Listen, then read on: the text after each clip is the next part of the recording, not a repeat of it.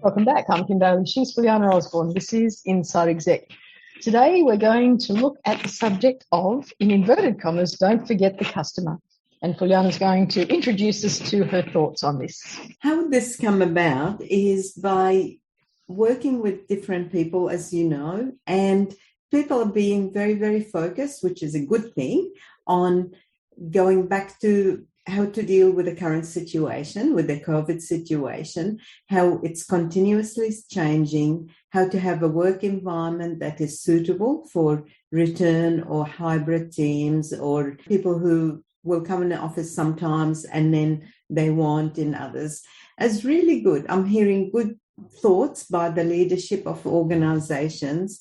I'm hearing fantastic contribution by the staff and meeting both needs.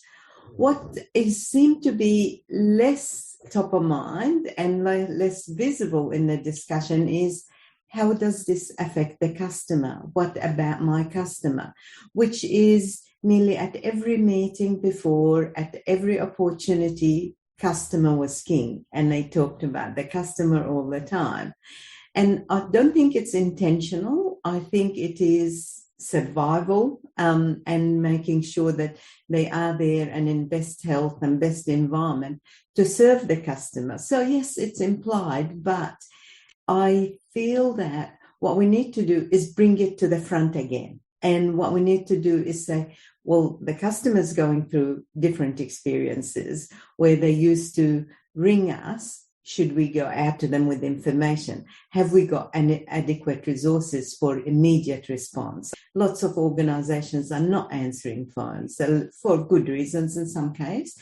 Lots of organizations push you online 100%, but there's some things that need to be discussed. So I'm thinking, what I'm encouraging people to do is continue to do what you're doing, but make sure you bring the customer in the heart of that discussion. Mm-hmm. Listen to your staff and listen to feedback from customers and bring them in. Another aspect that would be a contributor to this is when people were working in an organization face-to-face, in person, there was the anecdotal ways of learning what customers want. You bump into someone in the corridor, they might be from sales or marketing, and you talk, say, oh, I'm surprised that customers now or customers love what we just did.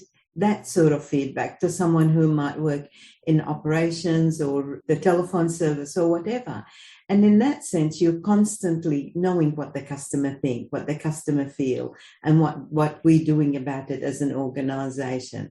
You get the opportunity to informally say, yeah, well, I talk to customers all the time and I'm noticing this. And all of that stuff that you learn by interacting casually. We need to make up for that in a way and talk about it a bit more, have some sort of communication at every meeting maybe, or at every time, just to hear what's happening. It's interesting that it's the communication style, I think, because if you look at how we're getting information across the board about a project, what other teams are working on, or where we fit in the scheme of things, it's far more formalised now in terms of it. It's a meeting, so it's online, so paperwork goes out, where before it might just have been something that came through as an instant message on your machine that said, remember that, or a calendar reminder that said, meeting's happening on this date. And there was, in a sense, it was more relaxed. Yeah. The communication and the interaction was definitely more relaxed when you were in person to the way it is now. And we've developed over the past 2 years a persona that says this is how I appear for online meetings and this is the way I present my information, this is the way I get the information back. I think the idea of having a session in each of those meetings where you actually say, well, this is the time where we're turning the recording off, where someone will keep minutes, but we're not going to record every word that you say. So it won't be there for posterity. We can't use it against you, but we really want to sit down and say, and have someone who's going to start that discussion, because if otherwise you just all sit back and look at one another and think, well, I'm not going to be the first one.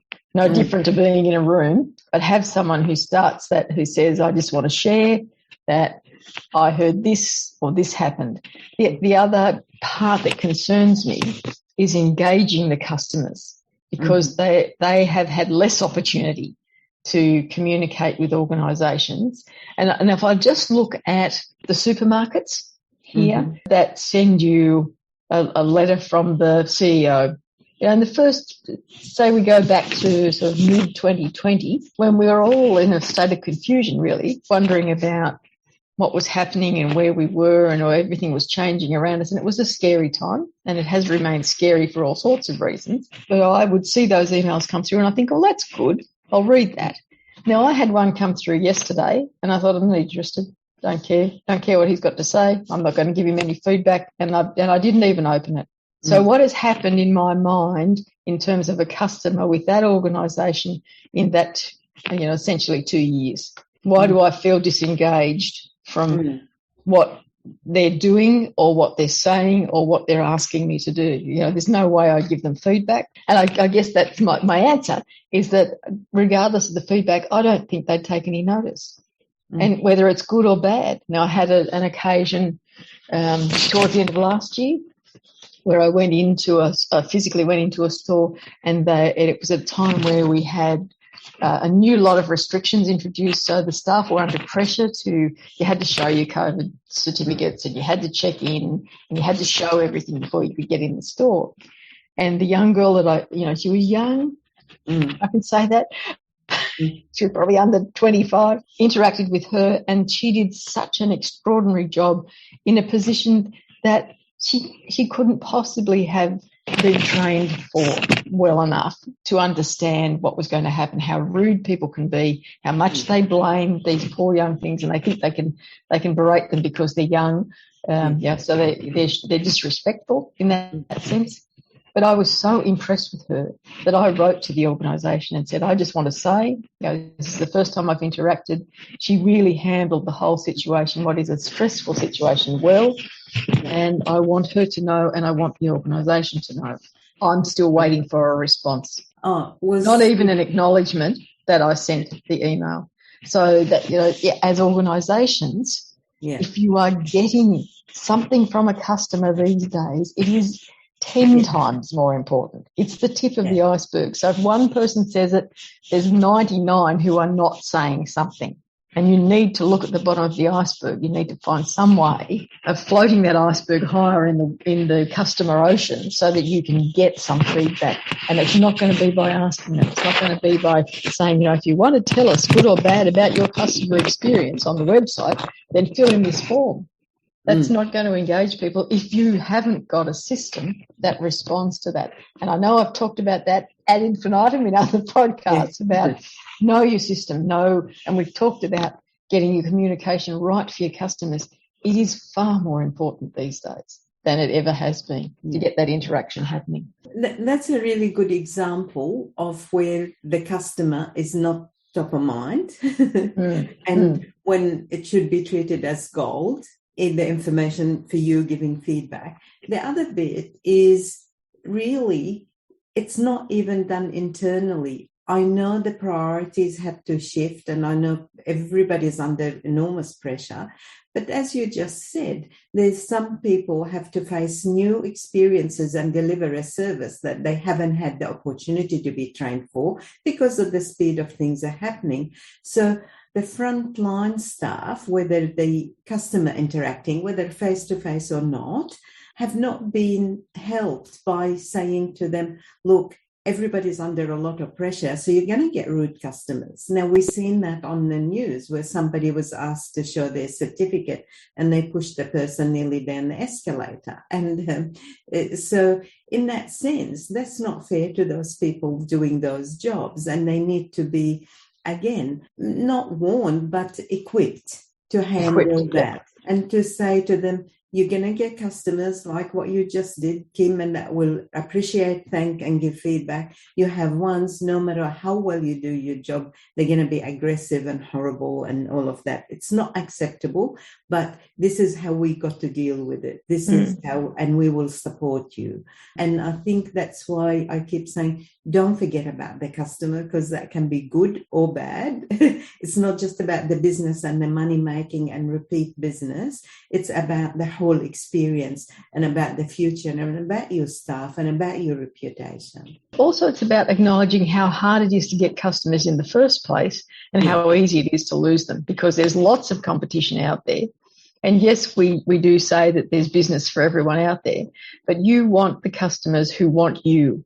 And you can't build customer loyalty or brand loyalty without thinking about them, without making them part of your conversation. We're not saying, the customer is always right, because they're not, but we are saying that you do need to have them as part of your community, your business community. Otherwise, you won't have a business, because without them, going through the motions. And because we're all subjected to the same changes in the environment, obviously, the customers are going through their own experiences. So we want to keep tabs on what's their needs right now, how they changed, how they're feeling, how we can best do that. And that's we keep talking about being agile. Well, you've got to be agile in your response to that changed feeling, demand, and expectation within the circumstances. Like, you're going to get people cranky for not delivering within time frame because you can't get the goods to deliver or whatever reason. So communication becomes even more important, and the communication style is more important, and then how to help that and building relationships in those circumstances. Now, there'll be a whole, I don't want to go into the COVID detail, but there's relationships being built between medical professionals, pharmacists, and their customers by looking after them in relation to different things. So that's another opportunity where you would stand out by at least telling your customers or the way you talk to them and all of that. An opportunity shouldn't be missed, which at the moment I think it's hit and miss. And I think it's got to be honest communication, because as we've heard a number of our guests talk about, there is increasingly a filter for information that comes to them about how much is spin, how much is just fluff, and how much is protecting, talking about the organisation rather than them, the customer. And the honest communication about, if we take the logistics as an example, your package will be delayed. Don't know when it will arrive. But also the balance to that is not using COVID as the excuse. And so, no, we don't know when your package will arrive, because there so many things have happened with COVID that we can't just tell you. It doesn't need the rider. It's, no, your business is important to us. We will get your package to you as quickly and efficiently as we can in the circumstances we all now find ourselves. So include yourselves in the situation. It's not just about you're going to suffer because you're the customer and I have to look after my business. It's about we're all in the same boat. We're all in this together, as the catchphrase goes, without being condescending, but being honest and without using excuses. No proviso that gives the customer the feeling that they're not as important as the business situation. I think we've probably covered that in sufficient detail. We've told you to make sure that you're thinking about your customers, and particularly if it's me, because I want feedback. I will say that just one other thing that occurred to me in that conversation is that I have had one other opportunity, and as you know, I'm big on telling people what I think when it happens, good or bad, because I just think that's a learning experience for them one way or the other. In terms of a supermarket, now there's another supermarket chain here who are so different to the mainstream ones that it's always interesting for me to see how they deal with these situations. And I had occasion to speak to the staff in store who were outstanding and always have been, the personal, the face-to-face interaction with staff, regardless of the store. So it's not just about the management of a particular store. They are really outstanding in terms of that marketplace and that environment. Same company, had to deal with them online. Same situation. Took 10 days, nearly 2 weeks for them to respond to the email about the exact same situation. And in the end gave me a rote answer. I thought, well, yes, I can understand that you're a big organisation and you might have a lot of people contacting you through the website, but that's what you asked us to do. And if you haven't got someone who's monitoring that and answering that in a timely fashion, then my confidence in your corporate responsibility is lessened. And I'm more than happy to deal with the people in store, regardless of where I go, but I won't ever contact you the way you want it via the website again. So just be sure that the customer interactions that you've got are across the organisation held in the same light, so held as the same importance. Just because you're not dealing with people face to face doesn't mean that they don't deserve the same sort of interaction as they would get if you were in the room with them and had to respond straight away. Yeah. All right. Now that I've had my say, we can finish the episode. I'm Kim Bailey. She's Fulyana Osborne. This is Inside Exec.